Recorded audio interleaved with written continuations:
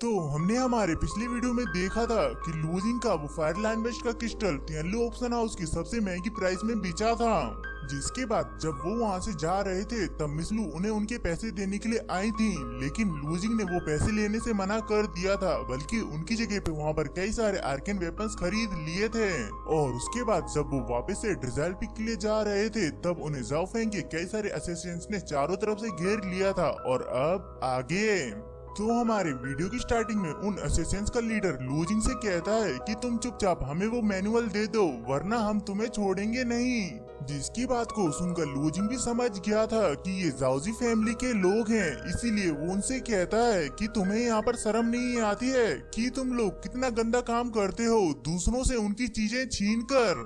लेकिन ये बात उस लीडर को पसंद नहीं आती है, इसीलिए वो लूजिंग के ऊपर अटैक करने का ऑर्डर देता है। जिसे सुनकर वो सभी उनके ऊपर अटैक कर देते हैं, जहां पर एक असैसिन अपनी स्वॉर्ड से लूजिंग के ऊपर अटैक करता है, लेकिन वो उससे ही उसकी स्वॉर्ड को छीनकर उसी से उसे ही मार देता है। जिसके बाद वो उस स्वॉर्ड से वहां पर मौजूद एक एक करके सभी असैसिन्स को भी मार देता है। जहां पर सभी के मरने के बाद लूजिंग जाओ फेंग को आवाज लगाने लगता है कि तुम छिपकर तो मेरे ऊपर अटैक करने के लिए नहीं आए होगे, इसीलिए बाहर आओ, बाहर आकर फाइट करो।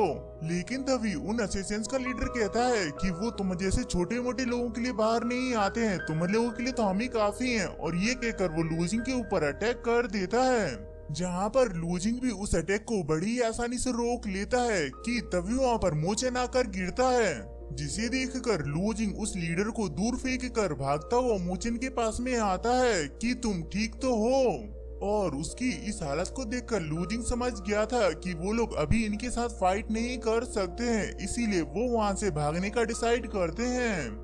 जहां पर वो तीनों आगे आगे भाग रहे होते हैं और वो असैसिन्स उनके पीछे पीछे भाग रहे होते हैं कि तभी वहां पर कई सारे असैसिन्स आके उन सभी को चारों तरफ से घेर लेते हैं ताकि वो लोग वहाँ से भाग ना सकें। जिन्हें देखकर लूजिंग कहता है कि तुम्हें क्या लगता है कि तुम हमें इतनी आसानी से पकड़ सकते हो। और ये कहकर वो अपनी फास्ट बॉडी टेक्निक का यूज करते हुए उन सभी असैसिन्स का एक साथ में ही गेम बजा देता है।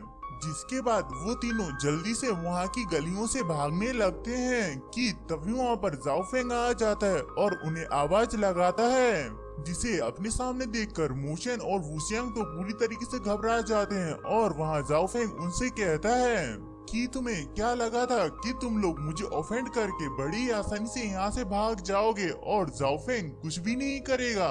और ये कहते हुए वो लूजिंग के ऊपर अटैक कर देता है, जिससे कि लूजिंग वहाँ पर डॉज करके बच जाता है। जिस पर लूजिंग भी अपनी पावर्स की मदद से वहाँ पर कई सारे पत्थर्स को उठा करके जाओ फेंग के ऊपर फेंक देता है और वहाँ से जल्दी से भाग जाता है, जिन्हें की फेंग शील्ड बनाकर रोक लेता है। और वहीं लूजिंग को भागता हुआ देख करके कहता है कि तुम मुझे गुस्से में दिलाकर अब यहाँ से भागना चाहते हो या फिर तुम्हारे अंदर हिम्मत नहीं है कि तुम मुझसे फाइट करो।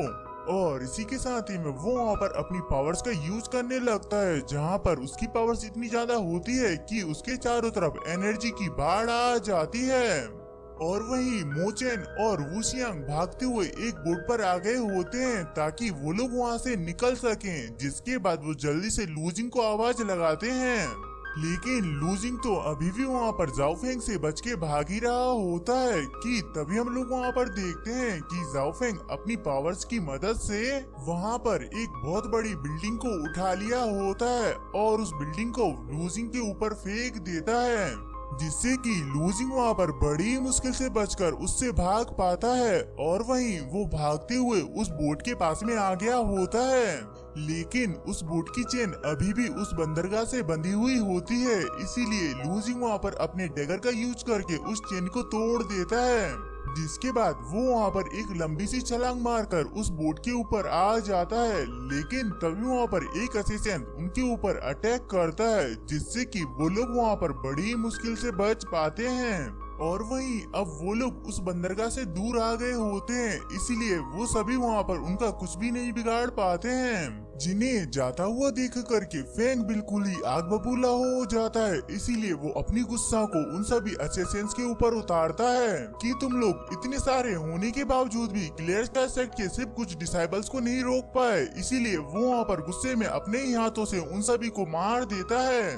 और वहीं हम वूशियांग को देखते हैं जो कि बिना रुके अभी भी उस बोट को चला रहा होता है, जहां मूचन उन दोनों से ही कमजोर था। इसीलिए वो वहाँ पर थकान के मारे हाँफता ही जा रहा था कि तभी वहाँ पर एक आवाज आती है कि अब मैं देखता हूँ कि तुम सभी लोग मुझसे बच के यहाँ से कहाँ भाग पाओगे। और हम लोग देखते हैं कि वो आवाज वहाँ पर जाओ फेंग की होती है, जिसके पास पानी को कंट्रोल करने की पावर्स होती हैं। इसीलिए वो पानी के ऊपर खड़ा हुआ होता है, जिसे अचानक से देखकर मूचन की तो हालत बिल्कुल ही खराब हो गई होती है। और वहीं वूशियांग भी उस बोट को और भी तेज भगाने लगता है, लेकिन अब इसका कोई भी फायदा नहीं होता है क्योंकि फेंग वहाँ पर अपनी पावर्स की मदद से एक बहुत बड़ी सी लहर को क्रिएट करके उनकी तरफ भेज देता है। तो उसे देख करके लूजिंग भी वहाँ पर अपनी पावर्स की मदद से एक एनर्जी बॉल को बना करके उस लहर के ऊपर अटैक कर देता है, जिसकी वजह से वो लहर तो वहाँ से गायब हो जाती है। लेकिन उस लहर के पीछे जाओफेंग छुपा हुआ होता है और वो अचानक से उनके ऊपर अटैक कर देता है, जिसकी वजह से उनकी बोट पानी में डूब जाती है और वो तीनों भी पानी के अंदर डूब जाते हैं। जहाँ लूजिंग पानी से बाहर आने की कोशिश कर रहा होता है कि तभी वहाँ पर एक ऑक्टोपस लूजिंग को पकड़ के गहरे पानी के अंदर ले जाने लगता है। तो उसके चंगुल से छूटने के लिए लूजिंग वहाँ पर अपनी एनर्जी को रिलीज करता है, जिसकी वजह से वो ऑक्टोपस वहीं पर ही मारे जाते हैं। और उनसे छूटने के बाद लूजिंग फिर से ऊपर जाने लगता है कि तभी वहाँ पर एक बड़ी सी जेलीफिश उसके सामने आ जाती है। और वहाँ पर ऐसी सिर्फ एक नहीं थी बल्कि हजारों की तादाद में होती हैं, जिन्हें देखकर लूजिंग वहाँ पर घबरा जाता है। लेकिन अब वहाँ पर उनकी मदद करने के लिए वो फूमिंग आ गया होता है और वो अपनी स्वॉर्ड की मदद से उस जेलीफिश को एक बार में ही खत्म कर देता है। इसकी वजह से वो सभी लोग वहाँ पर बच जाते हैं। जहाँ जाओफेंग को समझ नहीं आता है कि ये कौन है, इसीलिए वो उसे वहाँ पर अपने मैटर से दूर रहने के लिए कहता है। लेकिन वो फूमिंग उसकी एक भी बात नहीं सुनता है और वहाँ पर अपनी पावर्स की मदद से जाओफेंग को पानी के अंदर डुबा देता है। और वो जैसे ही उस पानी से बाहर आता है तो उसे अपने सामने कोई भी नहीं दिखाई देता है। इसलिए वो गुस्से में कहता है कि लूजिंग तुम इस बार तो बच गए, लेकिन अगली बार मैं तुम्हें नहीं छोड़ूंगा। और इसके बाद यहाँ पर हमारा सीन शिफ्ट होकर के उन तीनों के ऊपर आ जाता है, जहाँ पर वो तीनों सीनियर वो फूमिंग को ग्रीट कर रहे होते हैं। और वहीं लूजिंग भी उन्हें अपनी जान बचाने के लिए धन्यवाद कहता है, जिस पर सीनियर वो फूमिंग उन्हें बताते हैं कि उन्हें तेनलू ऑक्शन हाउस से इंफॉर्मेशन मिली थी कि तुम सभी लोग एक डेंजर में हो। इसीलिए सेक्ट ने मुझे तुम्हारी मदद करने के लिए भेजा था ताकि मैं तुम सभी को बचाकर डीमन सिलेक्शन के लिए टाइम पर ले आऊं। तो ये सुनकर मूचन को समझ नहीं आता है कि आखिरकार ये डीमन सिलेक्शन किस लिए होने जा रहे हैं, जिस पर वो फूमिंग उन्हें बताता है कि अब कुछ समय में ही हमारा युद्ध डीमंस के साथ शुरू होने वाला है। और उनके ये कहते हमारा ये वीडियो यहीं पर ही खत्म होता है। आई होप कि ये वाला वीडियो आप सभी को पसंद आया होगा, और अगर आया है तो आप सभी को अच्छी तरीके से पता है कि आप सभी को क्या करना है। तो मिलते हैं हम अपने नेक्स्ट वीडियो में। Bye bye.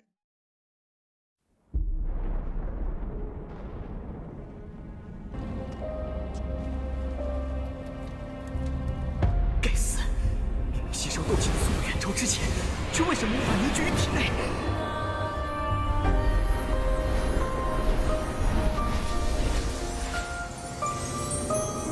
小娃娃，看来你需要帮助啊！你到底是谁？你一直藏在我的戒指里。我名为不是，凝聚这种功法，你为什么一直都不传给我？药老，吸你3年斗之气，老夫也是迫不得已。老家伙，你可知道你吸收我的斗之气给我带来了多少屈辱吗？小娃娃，你想变强，想受到别人的尊崇吗？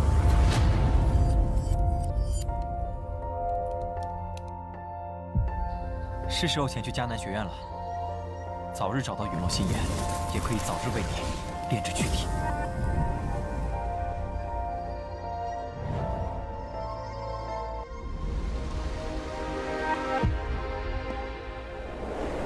萧炎哥哥一定会来的。黄阶2班，萧炎。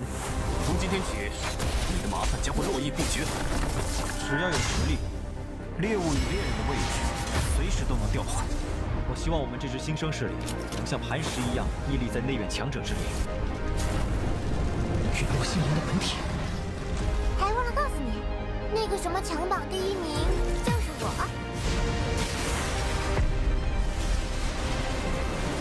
就让本王送你上路吧。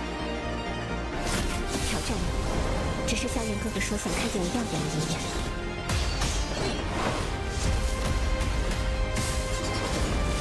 强榜前10的名额，我萧炎有定了。萧炎少爷，小姐该回家了。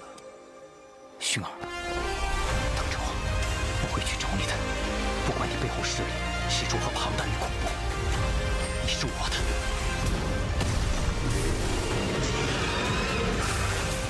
守住，千万不能让火蟒突破，否则整个迦南学院将毁于一旦。大长老，那就别怪韩某出手硬抢了。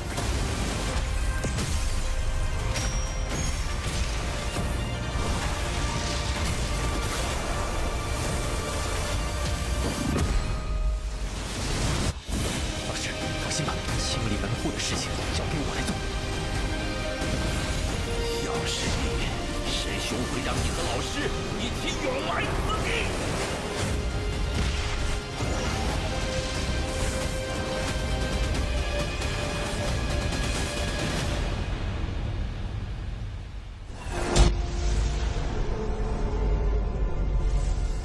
想不到，猎人成了猎物，却是没能杀了那韩放。老师，对不住了，这次也连累您了。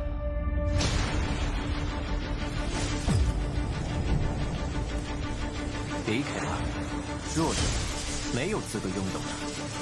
识相的话，就乖乖交出火能，否则一会儿你们就只能爬着进内院了。该死的，这到底是什么鬼东西？既然这样，那留你还有何用？若是当年不与那人硬然定什么3年之约，恐怕也不会让这个家族亲人失散。兄儿，你要走？一旦被他们锁定了位置，我们俩都会性命堪忧。所有的阴怨，只为了这一天，我已经等待了太久。今天若是你能够安然无恙地走下擂台，萧炎从此不再踏进迦南学院半步。他迟早会发现的。既然如此，就给他一个惊喜吧。今天我不会让你们2人彻底的闭上嘴。就算他还活着，你们之间也绝不可能。